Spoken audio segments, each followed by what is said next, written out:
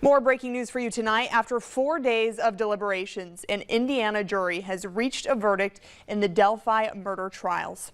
52-year-old Richard Allen was found guilty of murder in the 2017 deaths of 13-year-old Abigail Williams and 14-year-old Liberty German. The teens' bodies were found off of a hiking path near their hometown of Delphi, Indiana, nearly 8 years ago.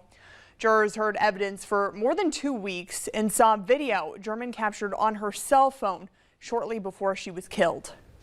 For everybody watching, he confessed more than 60 times.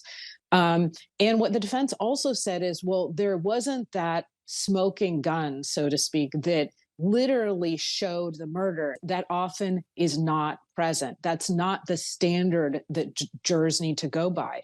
And so what the jury found here clearly is that at least one of those 60 confessions was credible. Defense attorneys argued Allen had a psychotic break when he repeatedly admitted to the murders during his time in solitary confinement. He faces up to 130 years in prison and will be sentenced next month.